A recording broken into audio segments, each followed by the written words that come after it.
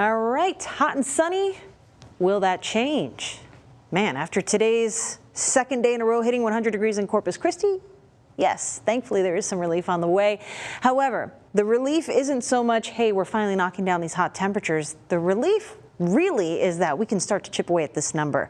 Our rainfall deficit Corpus Christi has now grown with another rainless day in the books to 6.3, behind for the year. We only get just under 32 inches for the whole year. So to be behind by 6 inches actually is pretty significant.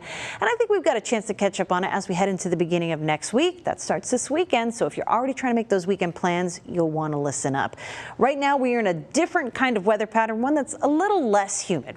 Dew point temperatures help us understand that. We're used to seeing 70s across this entire map. Now we're getting a little bit of a break where we've got some muggy and arguably even comfortable conditions outdoors. Comfort in terms of humidity, but not the heat. And Beeville, where our lowest dew point temperature stands, 101. Still feeling pretty hot out there, feeling like the upper 90s with the breeze helping to cool things off. 105 in George West feels like 106, so fairly true to temperature.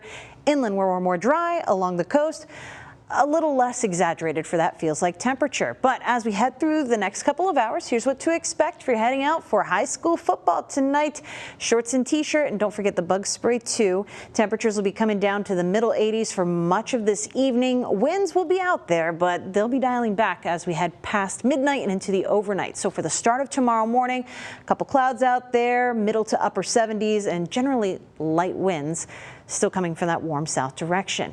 Here's how the big weather picture has evolved a little bit. We've got a big blue H overhead, hard to see with the water there, but yep, that's why we don't have any rain in the forecast right now. But look at what's coming around the river bend, the Red River Valley bend, so to speak. A front will be making its way to Texas, and it's a 1-2 punch. We've got a front on the way and some help upstairs in the atmosphere from a weather system all the way in the eastern Pacific. Lorena is starting to near land, and we're going to take some moisture from that for upstairs in the atmosphere. Of course, we always have moisture here. We're on the coast, lots of humidity, so a lot of water in the air and a front to help bring it out. That's our setup as we head on into the weekend. But that's not the only tropical system we're watching out that way.